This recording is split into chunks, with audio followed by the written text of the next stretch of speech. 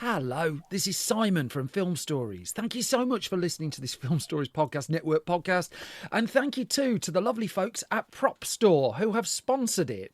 Prop Store is a place where you can bid on memorabilia from the movies, and Prop Store also has a live auction taking place from September the 4th to the 6th, 2025 in Los Angeles, California.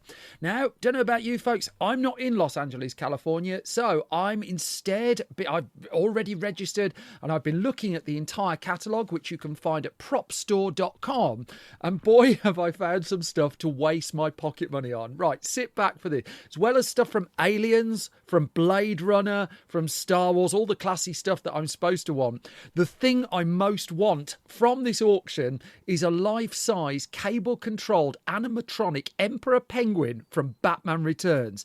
Do you remember 1992's Batman Returns and how ropey the penguins looked at the end? Well, I want one of those in my office. I'm also quite taken by Walter White's white Y-fronts from Breaking Bad, as worn by Bryan Cranston. The elastic looks a little bit saggy on them, but, you know, needs must. This is memorabilia. You can find the entire auction catalogue at propstore.com, and that auction takes place September the 4th to the 6th. 2025. At Blinds.com, it's not just about window treatments. It's about you, your style, your space, your way. Whether you DIY or want the pros to handle it all, you'll have the confidence of knowing it's done right. From free expert design help to our 100% satisfaction guarantee, everything we do is made to fit your life and your windows. Because at Blinds.com, the only thing we treat better than windows is you. Visit Blinds.com now for up to 50% off with minimum purchase plus a professional measure at no cost. Rules and restrictions apply. Hello, this is Simon Brew. I'm the editor of Film Stories magazine, and a very warm welcome to the Film Stories podcast. Oh, hang on, what's this that's come in? If I'm not mistaken, that's a cockerel in a nice dress who happens to be standing, on a wrestling superstar? Great. That's just what this country needs. A cock in a frock on a rock. Come with me. And I show you how deep the rabbit hole goes. In movies that had stories. That the story just sucks them in. This is just the beginning. Stories. We would be honored if you would join us. Hello, and a very warm welcome to Film Stories with Simon Brew. I am Simon Brew. As always, that's absolutely everything you need to know about me. The aim of the podcast, well, it's given away by the title. I'm here to talk of the stories of films, and I tend to talk about production stories, marketing stories, release stories, distribution stories. All the ingredients, really, that go towards making the films that we know and sometimes love. Just that, the films that we know and sometimes love. The films I tend to cover on this podcast, they lean more towards the mainstream than anything else. They're films I'm interested in or invested in to some degree. I try not to do snark. I try not to punch down. This podcast is a celebration of cinema and a real appreciation that somehow, films manage to get made. Film Stories is also a very proud part of the Film Stories Podcast Network, a network of, 40, 50 shows covering an assortment of films, TV shows and games. If you do a search for Film Stories Podcast Network or head to filmstories.co.uk, hopefully you'll find a few more shows to entertain your eardrums. But for now, my focus is on this one. I'm going to start this episode with, a film story. Now, recently we lost the late, great Terence Stamp. So this is in tribute to him. I'm taking you back to the 1990s. As always, I'm going to set the story up with a clip from the trailer, and I'll come to the tail of it, the other side of this. They're ready for stardom. They're ready for fame. They're ready for their close-up.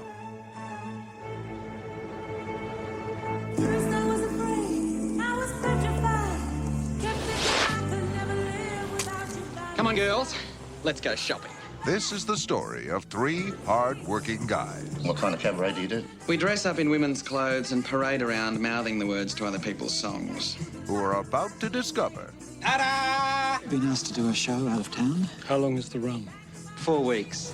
that hitting the road is hard. I hereby christen this budget Barbie camper Priscilla, Queen of the Desert. Especially in heels. Sorry.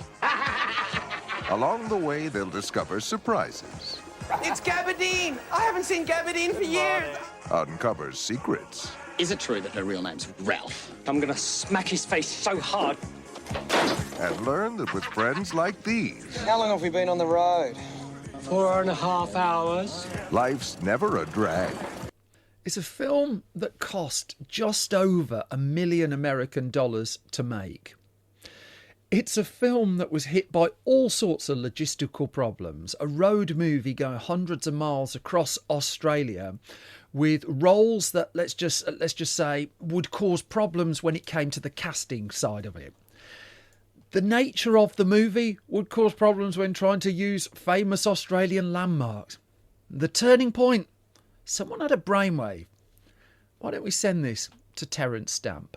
This is the story of the adventures of Priscilla, Queen of the Desert, the 1994 film written and directed by Stephen Elliott, starring Hugo Weaving, Guy Pearce and the late, great Terence Stamp in one of his most memorable later roles. Now, the producers of the film are Al Clark and Michael Hamlin. And Al Clark wrote a really brilliant making of book on basically the story of the making of Adventures, Priscilla, Queen of the Desert.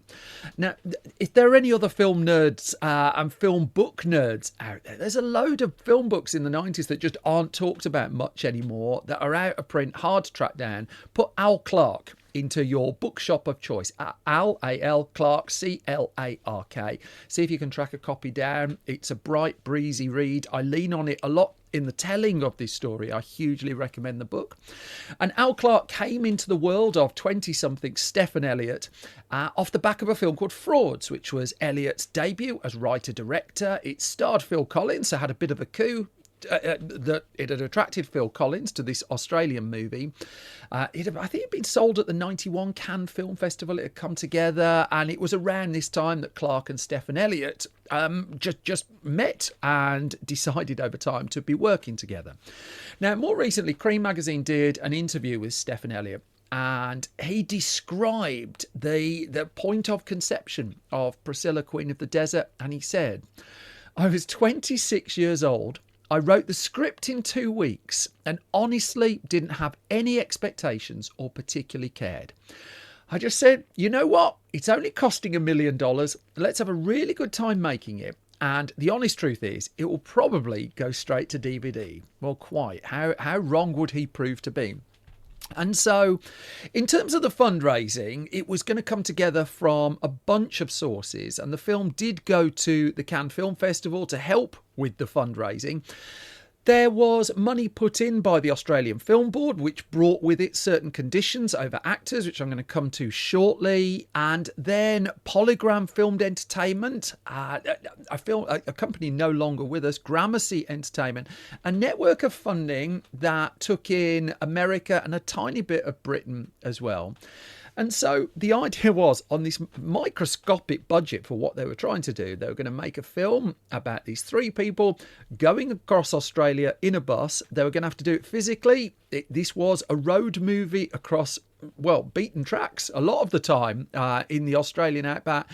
And it was going to be one hell of a challenge. And so it was going to need a whole bunch of people who were up for that challenge as well. For instance, let's bring them in early. Lizzie Gardner and Tim Chappell, who did the costumes to the film. And they'd worked on a TV series called E Street, and they'd managed to stretch a modest budget. Now, that's just the kind of people we're looking for. So they were in.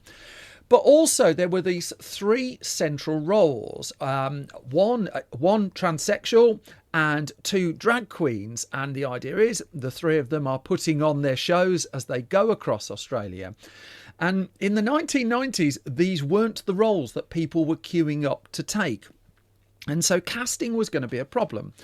Also, they were only allowed, as a condition of taking the Australian money, the Australian government funding for it, one lead actor from outside of Australia. So what they needed was two bankable Australian actors to take out two of the other roles. And again, these weren't roles that people were queuing around the block to take. It was going to be a difficult film to make, and also a real leap of faith risk for the actors early 1990s, the point they were committing to this. Very, very different times. There's an argument that the current times aren't much nicer, but let's leave that for other people to discuss for the minute. At that point, they determined, as per Al Clark's book, that the only bankable actor in Australia was Paul Mercurio. Now, I don't know if you remember the film Strictly Ballroom, for Baz Luhrmann's directorial debut, a really terrific film. But off the back of that, and I think it was Paul Mercurio's debut as well, he was seen as a potential movie star, this Australian actor who had broken out in a film that had gone around the world, launched Luhrmann's career, launched Mercurio's career. And so if you're looking for a lightning rod kind of actor to put at the heart of the film, well, he was your top choice. And then also there was a potential that In Excess musician Michael Hutchence was also going to take on one of the two roles. Well, that would have ticked two of the boxes straight off. But if you're familiar with the film, you'll know that neither of those people ultimately appeared in it. So, I mean, Mercurio at this point, at the point they went to talk to him, he'd set up his own dance company. He was putting a lot of effort into that. But also, they figured he might be looking for a film role. So they went and had a chat. Stephen Elliott met him. And he was a little cautious about playing a drag queen in his second film. The idea with your second film is this is your chance to launch yourself into Hollywood and stuff like that. Play safe, play safe. Playing a drag queen in your second film, not safe, not deemed safe at all. And then, I mean, in terms of the non-Australian actor, well, David Bowie's name came up in conversation, but he was working on an album at the time, so that was never likely to happen. John Hurt was a name that they seriously looked at. And so, the casting conundrum was going to take a while to resolve. But then also they dreamed up this sequence Stephen Elliott had of the three drag queens on Ayers Rock. And filming on Ayers Rock, very, very, very tricky to get permission for us here in the UK. The equivalent would be trying to get filming permission to film at Stonehenge. Very, very protected. And also, let's face it, the film script that they had was an edgy one. This wasn't a nice, safe movie by nature of... really, if you imagine the stuffy government officials getting the script, you can kind of work out why they might push back about it. And so they weren't really expecting to get permission to film at Ayers Rock, but it was this image in the movie that Stephen Elliott wanted. It took 2 weeks for them to get rejected, so they had no cast. They didn't have one of the key filming locations, and it was going to be a location film. Meanwhile, Stephen Elliott was finishing up Frauds, and he had to take that through post-production and then to the Cannes Film Festival. And conversations were going with Paul Mercurio and Michael Hutchence, but neither were committing. And then Polygram in the UK was being tapped up for a bit of money. Dithering, there was some pushback there. Is this the kind of film we want to invest in? And so all sorts of uncertainty around this micro-budget, ambitious film, really. And I mean, because it was an outside film as well, there was a window in the calendar year where realistically they could shoot it and get the weather to shoot it. And so it was coming to a point where the weather could, if the money wasn't there in time, well, the weather could, it might lead to like a 4-month delay in shooting while they waited for it to get less rubbish. I think that would be the polite way around it. So ultimately the filming of Priscilla took place September to October 1983, but there would have been a plan to shoot it a lot earlier in the year had things come together. They didn't come together in time. So, anyway, there was a lot of to and fro to lock the money down. The money did eventually come together, but as Al Clark wrote in the book, it's a terrific sentence. It's a really lovely book. The financiers are having a crisis of confidence. The director is having a crisis of confidence. The two potential stars are having a crisis of career direction. And so you've got Paul Mercurio. Does he want to do his dance studio? Does Michael Hutchence really want to come out of music and go into acting? so many spinning plates, and to come up with a better metaphor would probably be the best thing, but those spinning plates were in danger of like kind of smashing to the floor at that point. But with the money locked, at least enough money to get going, at least they could zero in on the casting. And with Mercurio and Hutchins looking less and less likely, they put in an offer to Brian Brown, and Brian Brown turned them down. They held a casting session for real drag queens as well at one point, but the number of people who didn't show up was ridiculously high. The location scout keeps going. There's a road trip going across Australia to find the places where they could film these key moments in the movie. And then how do you do Ayers Rock? How do you possibly replace that on film? Well, that was another problem that just had to be parked for the minute. In terms of planning the locations, they needed them to serve certain points in the film. But also, they were driving everywhere. So what they didn't want is one location on one side of Australia, one on the other. They wanted it to like vaguely follow some degree of contained map. And so that was a challenge as well. It was while they were driving along on one of the scouts as well that the music was being discussed, and Stephen Elliott wanted recognisable. He needed recognisable music for this. The show that the performers put on is mouthing to popular pop songs. You needed those popular pop songs. ABBA was a particularly tricky one to get. Also, it was on one of the road trips that, if you've seen the film, you'll know which bit. The rumoured real-life incident involving some waste that was left behind by a member of ABBA, that came up as well, found its way into the script. They knew that they needed to sell the film at the Cannes Film Festival as well. That was really important. And to do that, they needed to make some degree of impact at Cannes. That was going to be a challenge in itself.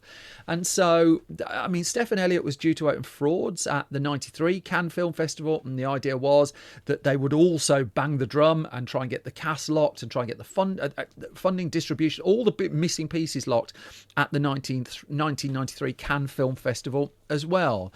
They figured they needed an image, though. They needed to do some kind of promo.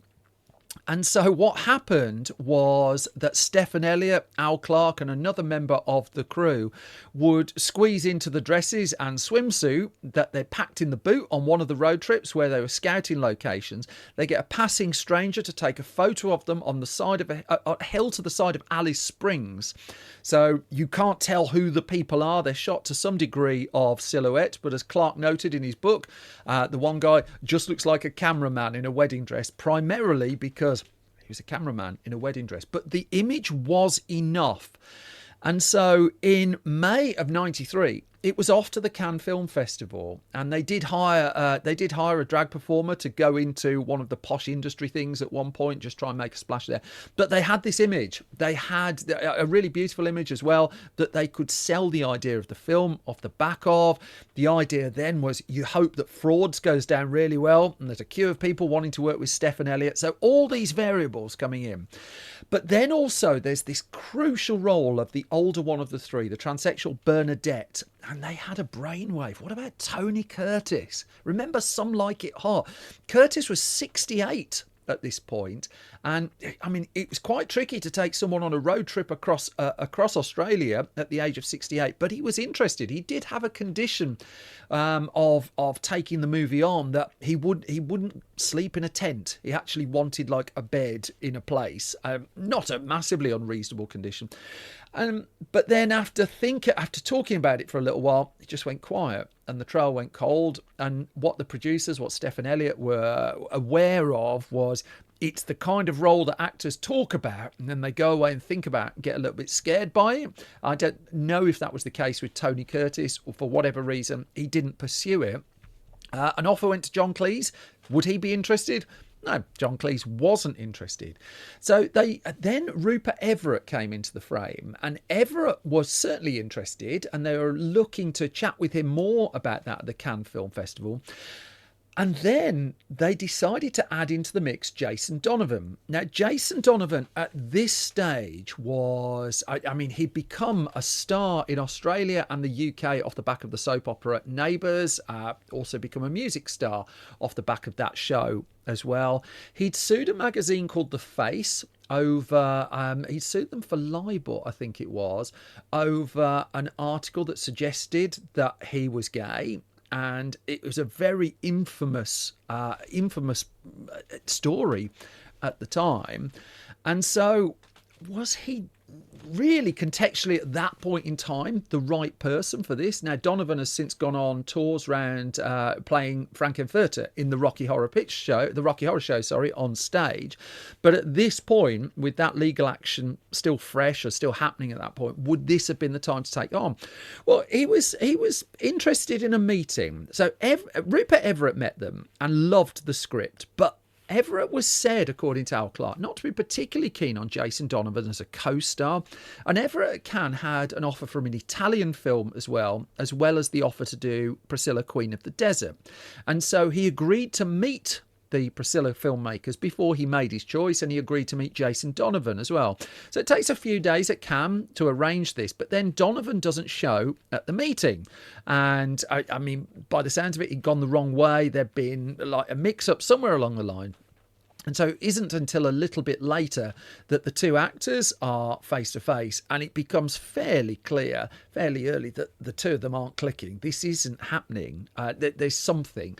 Everett wasn't keen on Donovan before. It didn't sound like he was particularly keen afterwards as well. And so they fly out of the Cannes Film Festival without a decision from Rupert Everett, without a decision from Jason Donovan. And in the midst of it all, Frauds screens to not great reviews. It got a few decent notices, and Phil Collins on the red carpet got a lot of photographs. But it wasn't the film that made the huge impact they sort of needed it to be to grease the wheels of Priscilla. So Everett then, a little while after that Cannes Film Festival, opts for the Italian film instead, turns Priscilla down. And so they're stuck. They've got no cast. They've got the funding. They've gone to Cannes and they've said, we're going to make it. And so, in terms of the Australian leads, two new names come on to the radar. Sam Neill has enjoyed success with The Piano and Jurassic Park. And would he be interested in doing it? Well, he was certainly on the list. But then so was an upcoming actor called Hugo Weaving. And it was Weaving they were zeroing in on and ultimately would land one of the three roles. For the non-Australian actor, well, Colin Firth, he's approached. He has a lunch. He's interested in working with the filmmakers. No commitment to the specific role. Turns out he has a clash anyway, so he can't take it on. Tim Curry is discussed. I don't know if an offer ever went to him, but that wasn't happening. And then in the midst of this casting conundrum, one person says the two magic words, Terence and Stamp. And it's one of those moments, by the sounds of it, certainly reading the book, where when someone reads the words, it's just like, now that might work. That might work. And they get the script to Terence Stamp. And he agrees to read it, but he's a little wary of it. A couple of reasons. He's never done a lead at this stage in a comedy. He's appeared in comedies, but he's not as the lead in such a feature. He's not done a musical at this stage in his career, and then he's not played a woman either, and he's not played a transsexual, and so it's a whole bunch of stuff here. And so Stamp is asking them questions about the character and the look of the character and just what he would be walking into. I think it was Stamp who threw in the name of Bill Hunter, who ultimately takes on a role in Priscilla and also would land a role in Muriel's Wedding, shooting around the same time as well. And Stamp in the end takes the plunge and says he's going to do it. And as Al Clark writes, he agrees, Terence Stamp, to, quote, travel to a country he's not keen on, to play a role that unnerves him in a genre he's never attempted. How about that? Once they've landed Terence Stamp, it unlocks the cast. Hugo Weaving is a yes. Guy Pearce, another person who sprung to fame in Neighbours, screen tests. And the crew come together and are blown away by Guy Pearce's screen test. And so there was, this was it. They had the core cast, and it looks like it was finally going to happen.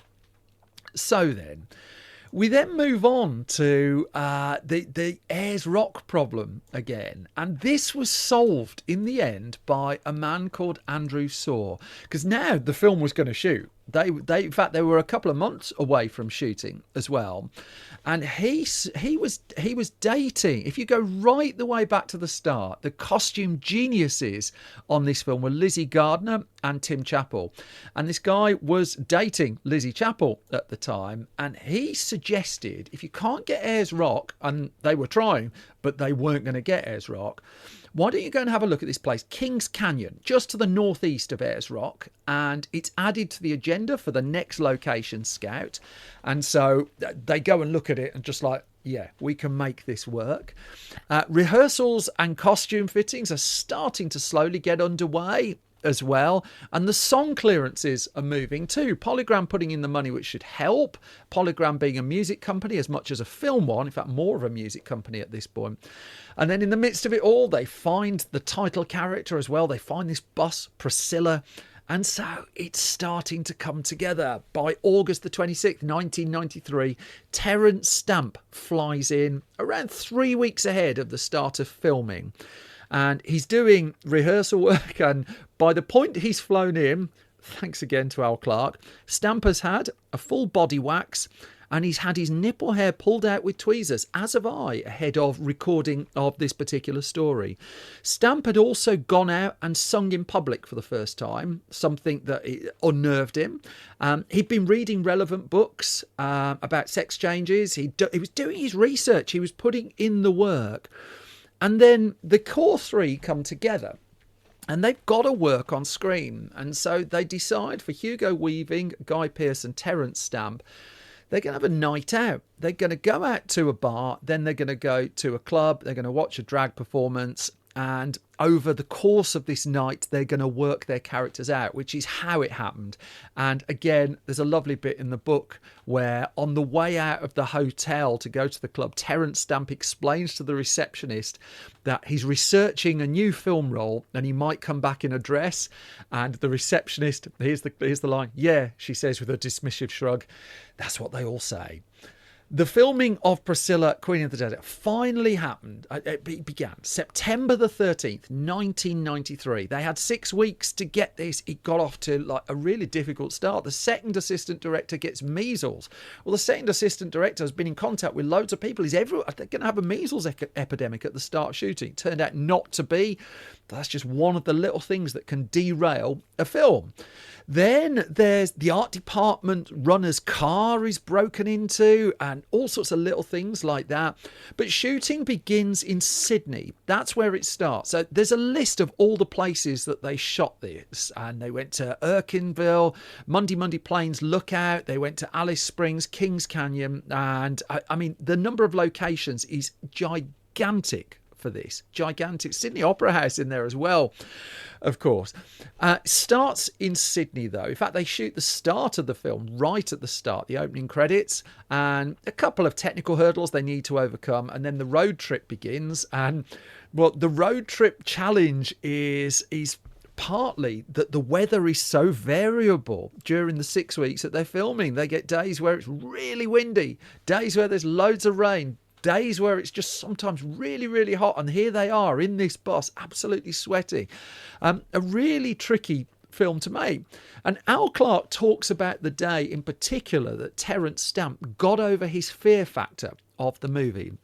And it's a day where, in the book, he says, this is the day on which a fundamentally serious movie actor has been obliged to come to terms with the fact that he's standing on the counter of an Australian bar, dressed in one of Lizzie and Tim's most absurd creations, being leered at by minors as he tries repeatedly and for much of the day to lip sync, dance in heels and tear off his pigtails to a forgotten disco song. How about that for commitment to a role? Now, along the way, too, they learn of another project that sounds like it's going to cross over. It's one that's set up at Amblin Entertainment. Steven Spielberg's producing it. It's called To Wong Fu, Thanks for Everything, Julie Newmar. It's just like, is this going to steal our thunder? They're going to have loads more money than us. Theirs is like Spielberg backed. But I don't know how they did it, but they got hold of a copy of the script, realised the tone was different, and also they were already shooting, whereas Tu Wong Fu still had some way to go to get to that point. So they had the lead on it, but coincidentally, these two movies were just being developed independently and then crossed, not at exactly the same time, but close enough. The shoot keeps going and going and going. One night, apparently they got through 52 camera setups as they had to capture this movie without a vast amount of resource. There's still conversations about clearing bits of music. Are they going to get all the tunes that Stephen Elliott wants? They're driving hundreds of miles. The production office is a car. There's one point where they had to get to a location. And a lot of the roads were dirt tracks for certain points that they needed in the film. And the idea was everyone sets off, weather not great, and just like tick them all off as they come in. And there was real worry because it was taking vastly different amounts of time for different members of the cast and crew to make this journey to one of the locations. And it got to a point where they realised the film's likely to overrun by a day, and this could be a problem for Bill Hunter because he was due to start shooting Muriel's wedding pretty much at the same time. But in the end, the film finished filming a few minutes over schedule. The last shot captured one of the dullest, the interior, just a routine shot of the interior of the bus. Something of an anticlimax given some of the stuff that they've been shooting, because I mean, along the way, they'd had these widescreen televisions they took everywhere with them. And because it's a low-budget film, they couldn't afford to take the negative, print it up, bring in projectors and screens and watch it. So they were having to have the daily footage transferred to a videotape, which they then watch on these widescreen televisions as they went. And so it was a relentlessly pacey shoot, and the post-production and the checking of the footage was sort of starting to go on in tandem as well. And so the filming ends. I mean, they get the last shot in the can at the end of October 1993. And by December 1993, Stephen Elliott has his first director's cut of the film. And so they have to fly to Los Angeles to show it to the boss of Polygram, a guy called Michael Kuhn. And he's in Los Angeles waiting to see the film. And also in that screening is the distributor, Gramercy Pictures, sort of owned by Polygram, but even so. And the film at this point has been edited on tape, with the idea being they go back and then cut the negative afterwards, but just to be able to get an assemblage together. But what this means is when they come to screen it for the people paying the bill, they're watching a VHS blown up onto a big screen, which does not look good at all.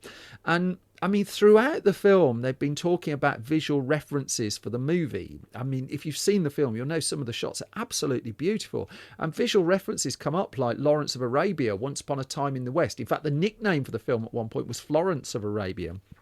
And so they were really concerned that they captured this beautiful footage and it was just going to look shabby. A videotape just blown up on a screen it just had no right to be on. They needed it on celluloid really to be able to, a 35mm, to show it at that size. And so the executives sort of liked it. There was some to and fro about the middle of the film. Was it a bit too slow? There's one or two tonal bits that they just took a bit of issue with. But in fairness to the Polygram boss, he said, I just want to see this finished and on a big screen properly, which was fine. But the tight post-production schedule was being determined by the fact that they had to lock all the music, they had to lock the footage, they had to lock it to take to the Cannes Film Festival, because the idea was we'd sorted so much of this out at Cannes in 93, we want to take the film there in Cannes 94 and build some momentum for it. That didn't leave a lot of time to lock everything down. And so they had to go to London to show Polygram in the UK, and the head of Polygram UK was Stuart Till at that point. And Till watched the film, took them to lunch afterwards and said, you know what, I was an opponent of this film when it was first being talked about. You've proven me wrong, basically. I really, really like it. It was about 109 minutes long at that point. There was still the feeling it was a tiny bit baggy. And it wasn't really until the middle of April that they managed to completely lock it down, just under 100 minutes at that point, with barely any time to test it. But Polygram and Gramercy wanted to test it. So they'd done a screening in Sydney just to see how it played, and that had gone down a treat. Even the ping pong balls, you know which bit, went down a treat. And then they go off to Los Angeles for a couple of screenings, including a public test screening. Now, again, the ping pong balls, they soared there, apart from one couple walked out at that point. But the test scores they got back from the public screening were in the 90s out of 100. Now, this was the kind of level that Four Weddings and a Funeral had like a little while before. Four Weddings and a Funeral got on to be a big hit in the US and landed, it's often forgotten this, a Best Picture Oscar nomination. And so if you're going to break out, high scores are a very good place to start, because as soon as you've got a really high test score, the Hollywood trades seem to know straight away. The news leaks if your film's come out really well, leaks if it's come out really badly. These scores erupted. And all of a sudden, weeks before the Cannes Film Festival, there was a buzz. There was a friction about the film. People were talking about the film. And so by the time they get to Cannes, if the year before had been selling it, trying to get casting, trying to get meetings, this time they arrive with Priscilla publicity everywhere. Drag is a drug, it said on the lampposts as they headed into Cannes. It became the big ticket, the big midnight screening of the early part of the festival, until Quentin Tarantino's Pulp Fiction had the discourtesy to turn up a week or so later. And they screened the film, and they were a little bit, wonder how this is playing, right up until the point where they get this massive standing ovation at the end. Now, that's commonplace now. We talk about it a lot in Cannes year in, year out, about the 94-year standing ovations and stuff like that. There was something, as Al Clark noted, quite heartfelt about it, moving Stephen Elliott to tears. And, I mean, exactly what they needed from Cannes had happened. They suddenly had the buzziest movie outside of Pulp Fiction, and worldwide distribution was not going to be a problem, apart from territories that would have a problem with the content of the film itself. So there was still bits of music stuff to sign off after Cannes, and they did eventually get the ABBA tune that they needed and the ABBA joke. And there was a trailer to sort as well. There's some interesting trailers that were cut together for the film. But the promo was sharp. The film was going down well. In fact, I think it ended up with 9 Australian Film Institute Award nominations. And after the film came out, I mean, it was widely pirated. Someone stole the bus. All those kind of stories. But the reviews of the film from a press screening just before Cannes and then at Cannes were ecstatic. Really, really, really positive. Just the kind of word of mouth they needed. Muriel's wedding was finished as well, it's worth noting, and so it's almost as if people could only cope with 2 Australian films at once, because there was the need, it seemed, to compare them both and there was the need to compare them both to set them up as rivals. I just whacked the microphone in excitement at that point. But the word of mouth for Priscilla was superb. It would end up actually on a couple of 10 best lists as well, and it would, I mean, jumping towards the end, get an Oscar for Tim Chappell and Lizzie Gardner for their costume work on a really low budget movie. And I mean, a hell of an achievement to be able to walk out with Oscar gold. There was still to and fro. Do we do premieres here? How do we push it? What do we do? But the film's release then begins in earnest for us on the public side of the fence. 8th of September 1994 in Australia. I think we got it in October of 94 here in the UK. Out in the US as well. I mean, let's look at what happened there. It was in August 94 actually it came out in the US. It was released by Gramercy in 7 cinemas on its first weekend. It was enough to $31,000 screen average, blitzed anything else in the box office chart that weekend. 14th place off the back of 7 cinemas, $219,000 American dollars in the bank, which was what, a sixth of the budget, and they'd only put it on 7 cinemas. The top 3 that week actually: Clear and Present Danger, I still think that's one of Harrison Ford's best ever films. Forrest Gump, The Mask, other films around The Little Rascals, True Lies, In the Army Now, I remember watching that. The Client, The Lion King, It Could Happen to You, and Angels in the Outfield were the top 10. Priscilla, well, I mean, it eventually it opened up and got a wider release in the States. It still wasn't going to do like monstrous amounts of money, but it pulled in about $11 million over the course of its release. I think you go to the Labor Day weekend in the US where it's up to 100 cinemas, and there it is down in like 20th place. And it was such a slow, gradual rollout and a real word of mouth thing as well. But around the world, by the time its box office run was done, Priscilla had done just shy of $30 million. It had given Terence Stamp a fresh bolt of acclaim as well. It's a tremendous performance. It helped set fire to Guy Pearce's career in a positive way. He'd be doing LA Confidential a couple of years later. For a springboard for Hugo Weaving as well, it was really quite something. And the film was, in its own way, a phenomenon. Particularly over time, it has become a phenomenon as well. The kind of what happened next is trickier because, Stephen Elliott would go on to do a couple of films off the back of that. He did 1997's Welcome to Whoop Whoop, described as an Australian screwball comedy, and then a very, very tricky thriller called Eye of the Beholder in 1999. Now, neither of those films did well at all. And, they got to the point where he just backed away from the film industry altogether. We go back to that Cream interview I was talking about at the start. He talks in that about how he basically quit the business in 2004 and gone skiing instead. And while he was skiing, I'm quoting, he managed to ski off a cliff whereby he broke his legs, his pelvis and his back. And on the scene, one of the medics gave him about 20 minutes to live if they couldn't get blood to him quickly. They did. It took 3 years of rehab and 11 titanium plates. And he told this to the Hollywood Interview. Now, if you go on their website, you will find pictures of some of these titanium plates. What he went through is quite astonishing. And he went back to making films off the back of that. He'd resisted the idea of a Priscilla sequel and a Priscilla musical to this point, but he did 2008's Easy Virtue and then an Australian comedy 2011 called A Few Best Men. Since then, he's done a couple more films as well. And it was after his accident and his brush with death, really, that he finally said yes to a stage version of Priscilla. And he said to Cream, for years I was quite angry because all people kept asking me was, where's the next Priscilla? And also, it hadn't made him rich, that he'd got a flat fee. A deal was done on a napkin at a restaurant. And his fee for it was $50,000. I think that was Australian dollars as well. And he says, that's all I got. But he says, but there's that great conception and I obviously must be rolling in it, yet I never saw another cent. And he says, I was bitter about it at first, but you know what? I got a career out of it. But don't ever get the idea you get rich from filmmaking. Very few people do.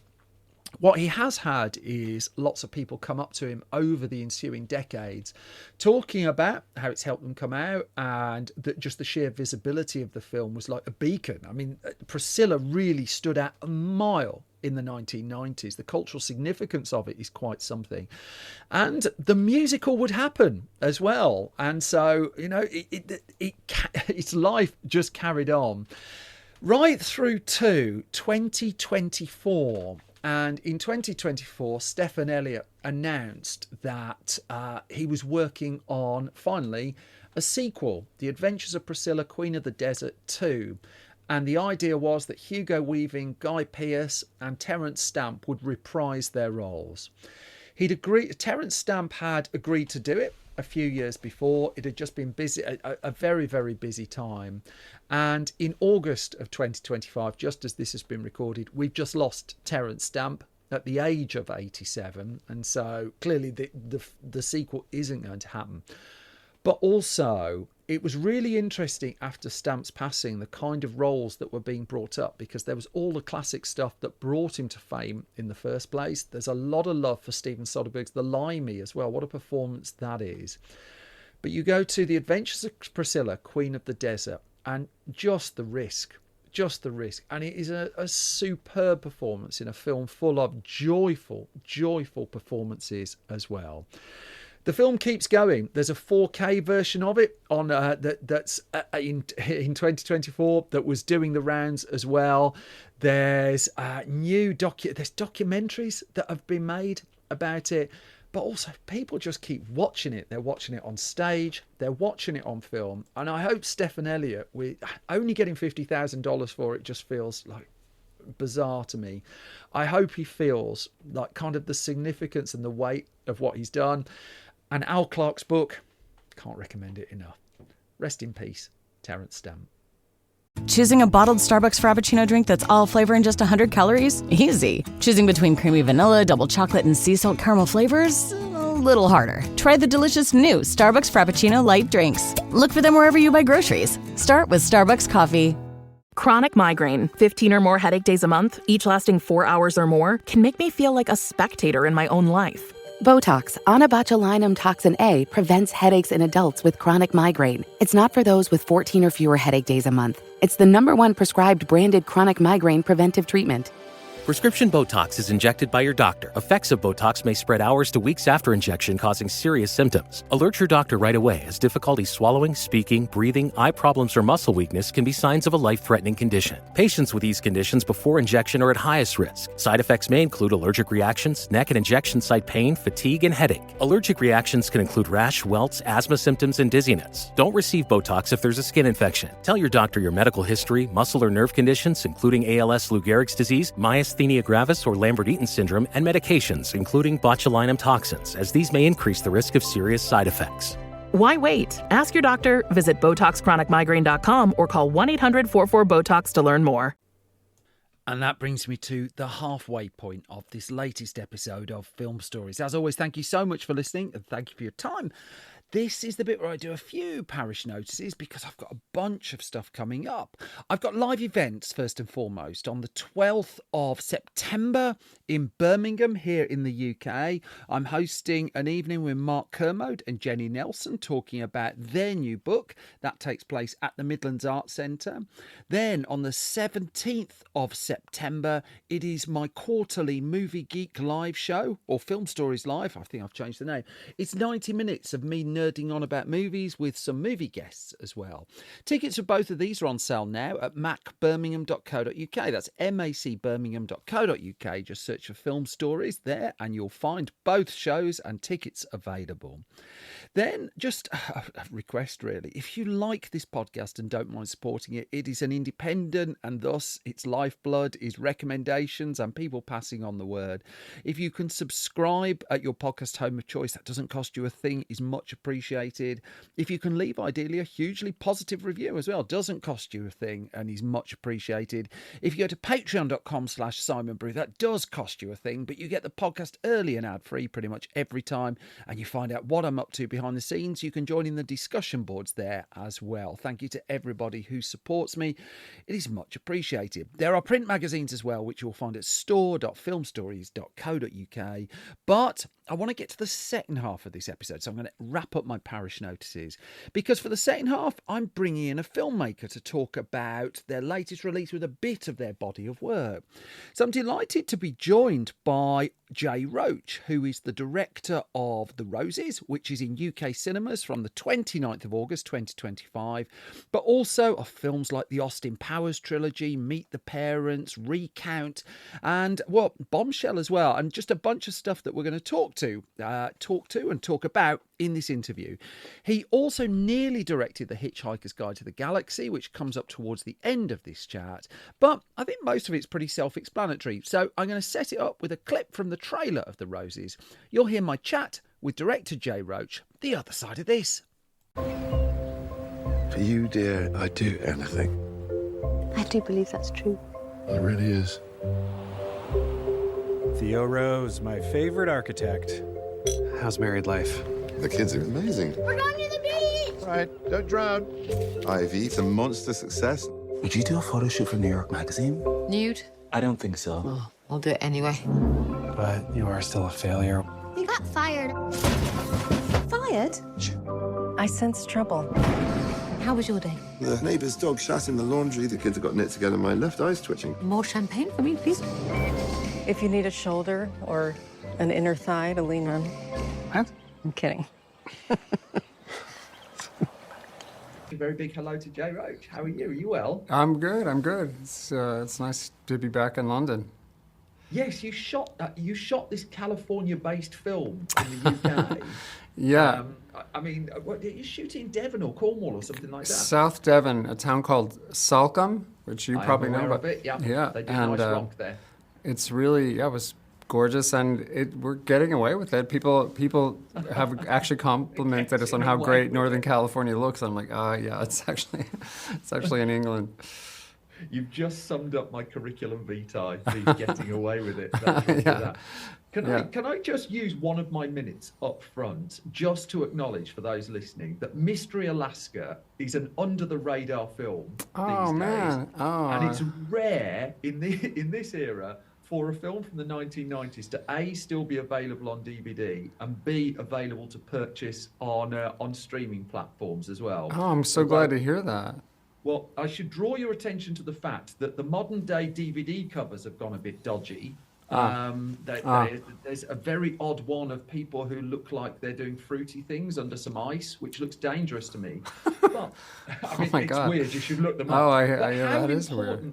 How important was Mystery Alaska to you? Can I just get? Oh my God! I'm so glad to be asked that. It was my second film, and I'd just done Austin Powers, and to be able to work with Russell Crowe and Burt Reynolds and Lolita Davidovich and Hank Azaria. I mean, it was this crazy cast, and David Kelly wrote the script, and the biggest challenge was I didn't know anything about hockey. So I had to go and learn hockey. I learned to skate, and I don't know. It was just but it was so much like my youth growing up, where a small town could be unified around a sport. In my case, it was football, and in New Mexico.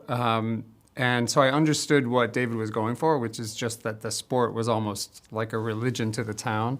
And then, of course, it gets thrown into a interesting place by a high concept that the Rangers show up and the locals can compete with them because they're playing on a pond instead of in a regular rink. And that I just liked that concept. So, and then I really, really loved that film, and it got pushed a year because I think the film Beloved that Oprah did. I think that's who it was. Anyway, Disney said, "Oh, guess what? We have to take your date, so we're pushing it a year." So then it sort of got taken as something was wrong with it, and it almost disappeared. So I'm always amazed when people find it. It's big in Canada. It looks like it's big in Australia because the DVD cover there has 7 naked backsides on the front cover. Oh, that's fine. So that's getting quite a niche audience for you. It's such a good film. They went right for the intellect. Yeah, that's. I think that's what lured me in. What can I say? Now, I remember watching it at the time as well. I mean, coming to the Roses, your latest film. I guess we should talk about that. I do vaguely get on topic from time to time. There's I go really spoiler light when I'm talking about films. I respect the fact that people won't have seen this, but there is an opening scene to this where you've got Olivia Colman and Benedict Cumberbatch verbally going at each other. And I just wonder, when you get a film, is there a scene in it when you look at a script and you just think, I'm saving that one because that's the one I'm really, really going to love to do? There are a few scenes in this one. I mean, Tony McNamara is such a good writer, and I knew about his work from having seen actually The Great, the TV show The Great with Elle Fanning and Nicholas Hoult was what made me very aware of him. And we had talked about other projects. Then, of course, Poor Things came out somewhere, and then I had seen The Favorite. And his writing is just so it's so unique in that it's pushed and heightened and very dark sometimes, but it simultaneously feels grounded. And the opening scene in this one, and it's not a spoiler because it's the first scene, is a couples therapy scene, and it had been. There's parts of it in the other part of the movie too, but to me, it sort of set the tone for the entire situation because they say the worst things to each other in a couples therapy situation, and yet by the end of it, you start to realize, oh, that's their love language. That's how they talk, and that is the enviable sort of situation of the whole film. And it's also got this lovely contrast between the sort of verbal wits and banter that English people, in Americans' idea, at least in my brain, English people are so much better at that kind of dialogue and so much better at that kind of banter. And whenever we try to imitate it, we will mess it up.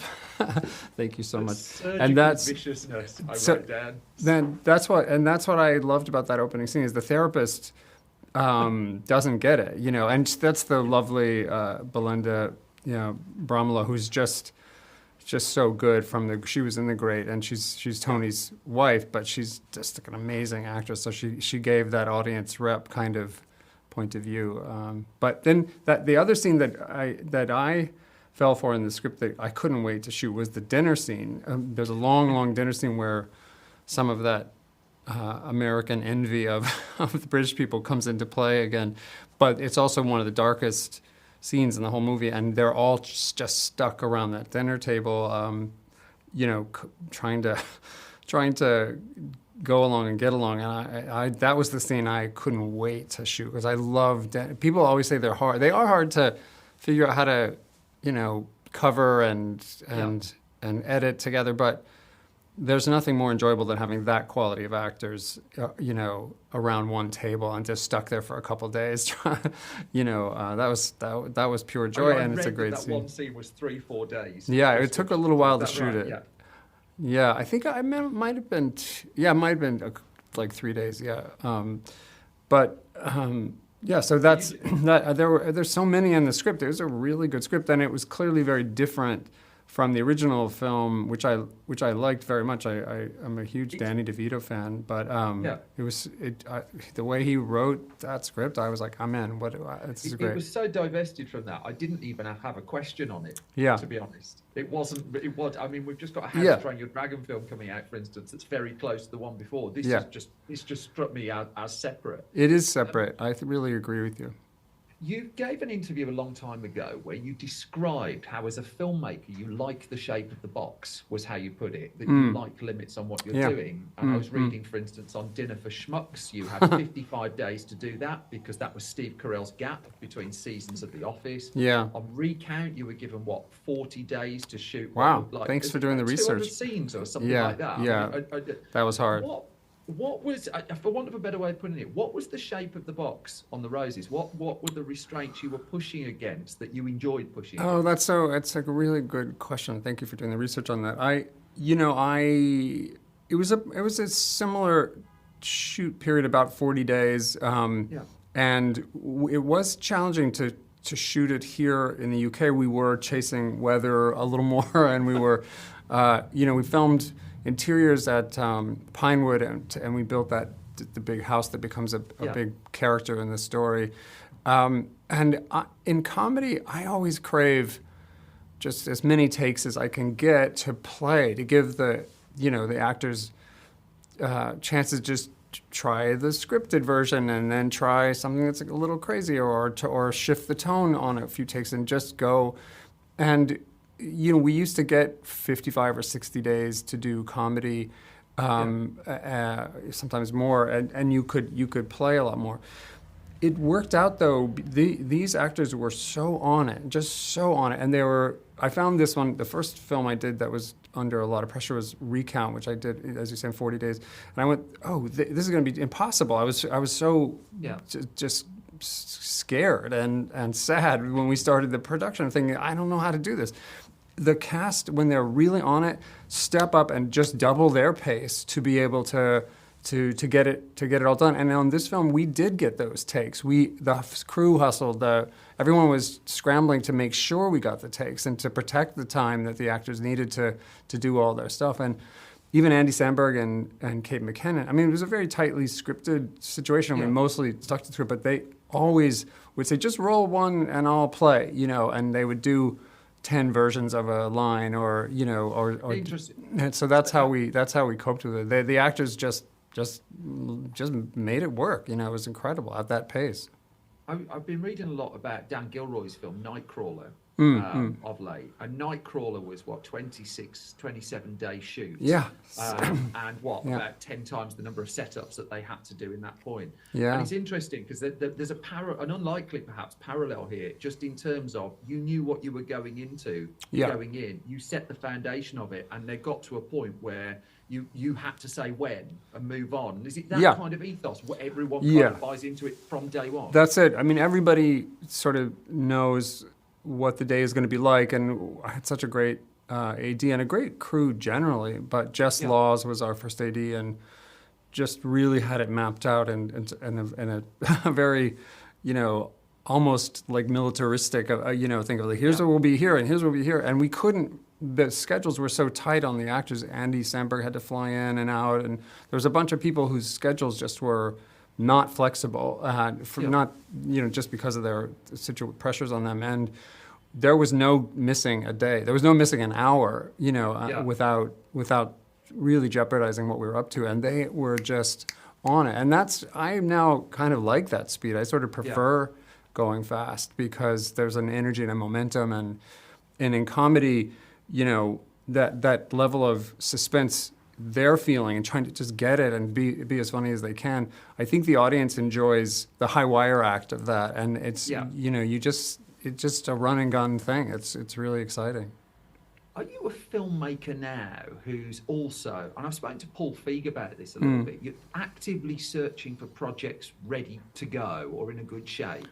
Because I don't know if many people know the story of Used Guys, that you put 2-3 years into 100. I'm not trying to bring back past trauma for you. No, someday I want to write a whole book about that experience because I think there should be more studies. That would be great. I'd genuinely be fascinated. That you put 3 years into something that wasn't made, and then Recount lands in your lap almost fortuitously. It's like these things, like karma, somewhat. I don't know, something just sent from above to put it.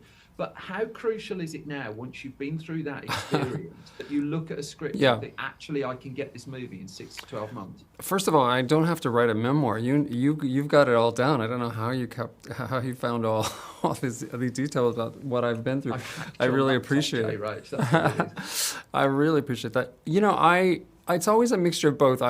In some cases, things have just dropped in, and like Bombshell. Charlize just handed it to me, and was actually, this has happened a few times where she was asking just for notes on what I thought about it. I knew her a little bit from other things, and I wrote a bunch of notes, and then she said, would you direct this? And I was like, what? I had just had no idea that's where that one was going, because I just didn't, I don't know. And so that's happened a few times, and this one was a little of that because it had already been developed with Benedict and Olivia's producing companies with Searchlight. Searchlight had the movie, and their cool execs had figured out that they might be a good one to remake. And then Tony worked with other people finding the tone for it. So that had all happened when Benedict and Olivia's companies came to me and said, "Would you direct this?" So, but there are other projects I'm working on. I'm actually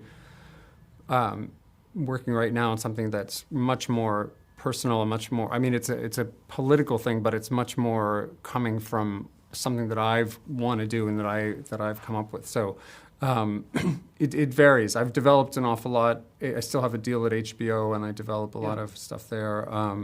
And then once in a while, something, this dropped in my lap, and then it took 2 years by the end of it to do. It was going to take almost 2 years to make. So they're all a project. It's never like in some TV situations where you're the hired gun who's just dropped in and go to town. But also, you're very eyes open now when something lands in your lap that you're making a 2-year commitment. And if you're making a 2-year commitment, you've got to have a realistic chance of getting it. I'd say no a lot, and not that I'm offered all that many things, but I just have and it's gotten higher. The bar has gotten higher as time has gone by, for sure. Mostly not because, I have any better taste or anything like that. It's just that it's such a big investment, and there's a lot I still want to pull off. So I definitely have a high bar. It's interesting at the moment, I think, as someone who lived through the 80s, 90s, 2000s, where cinemas were bustling with comedies, that you seem to have made a real stretch to make this look cinematic. Well. I appreciate that. Some of the shots you've got of waves crashing against the rocks in California, honestly, are just beautiful. Do you shoulder a little bit of that it's rare now that you're getting to make, in inverted commas, a studio comedy? It's something I'm very aware of. It is, to me, the sort of missing link that's never gotten quite all the way back since the pandemic is just audiences being used to going to theaters and laughing their heads off. I got to go on Saturday and watch Meet the Parents, the 25-year anniversary of it. I've been reading about that. At Tribeca. And I was like, people were, it was really enjoyable to share some laughs. And I was laughing too. I haven't seen it in so long. And I was sitting with Terry Polo, and we were laughing so hard. And I was like, oh man, I wish we could lure people back to this experience more often. I was a producer on Borat, and I worked closely with Sasha on that. And the memory, I'm more objective about it because I didn't direct it, but the memories of how crazy people went in their seats, just like, wow, screaming. And, and I was saying yesterday, one screening, after it came out, two guys ran to the screen and ran back high-fiving the other members of the audience. Because I was like, and Charlize revealed to me that she slipped a disc in her neck once and was laughing so hard at Borat. And to share that with strangers and to do that in those theaters with the really crappy seats that everyone's close together, also like in in the West End or in Broadway or something. All the seats now are these big stadium, cushy things, but I miss the terrible seats. I was saying to someone, in every multiplex there should be one comedy theater that still has really small seats all close together, so when you're laughing you can hear each other. It's interesting the films that have influenced you as well. There's reports of the posters on the office of your wall. The posters on your wall are like Harold and Maude, Annie Hall, Eraserhead, and Peter Sellers in The Party, I think, is the left field choice. Oh my God! Well. How do you know so much about what my life is like? I'd add Bowfinger away from your film, just in terms of genius writing of comedy films. I would throw The Graduate is another one. I have The Graduate and also All the President's Men, which kind of it sums up so much of what I'm interested in. I am so high level. The most recent film related to The Graduate I watched was the Kevin Costner rom-com. Or was it Rumour Has It, about the person who was the relative of Mrs. Robinson? I haven't seen that, but I heard about that. I was like, that's how meta things have gotten. We've just got a minute or two left. So as you're in the UK, can you just give me one story of working with Douglas Adams? Oh, because Jesus Christ. It sounded like you had such a joy. Tapping into everything I care about. That's one of those examples where I just felt so lucky, but also very envious and sort of humbled, because he was the smartest, is the smartest human being I've ever encountered, and the funniest and the most just the most humanity, while also being able, and again, just as like what it's like working with Tony and Benedict and Olivia, and there's so much wit but it's often coping with a kind of dark streak. And Douglas had some very interesting dark streaks, and obviously had a very satirical mind and constantly commenting on. But I'll tell you just one quick thing, and I can't remember if Garth Jennings got this into the script in the end, in the final version that he did. But when I was working with him, he came up with something that wasn't in the books, which was he called it the POV gun. And when you raise this gun to, you're a soldier in a war, and instead of getting rifles, you're given the POV gun, and you just point it at somebody, and they can instantly see your point of view on things. And so you show up all pissed off and ready to fight, and then you raise the gun and you go, oh, that's what you're going through. I see. And then you put the guns down and can suddenly understand each other. That's lovely. And it was like, he's a poet as well as a comedian, and it was devastating when we lost him. I can't. That was a big that was a big time in my life, a big peak experience time, and and one of the hard ones to realize it didn't happen. Jay Roach, when I ghostwrite your memoir, we'll hopefully talk about that an awful lot more. Our time is up. Thank you for spending time. Thank you. I really enjoyed this interview. Thank you so much. I really appreciate the research. And that was my conversation with Jay Roach. The Roses is in UK cinemas on the 29th of August 2025. I really do recommend Mystery Alaska as well. Flies under so many people's radars, that is. Well worth digging out, even if some of the DVD covers are looking a bit ropey these days. It all brings to an end this horribly overrunning episode of Film Stories, so it just leaves me to say thank you so much for listening and thank you for your time. I'm also on Instagram at simon.brew, at Blue Sky, at Simon Brew. Film Stories is on Instagram, Film Stories Magazine UK. Blue Sky, it's Film Stories. It's on still just about on Twitter, I think. Facebook.com/Film Stories Online, YouTube.com/Film Stories. Our online store, as previously advised, store.filmstories.co.uk. And we do a clickbait and AI-free entertainment website. Imagine such quaint things. You'll find that at filmstories.co.uk. Thanks for listening, folks. You all stay safe and well. I will be back soon with your regular episode of Film Stories. Until then, thank you so much for your time. Take care, all. Bye-bye.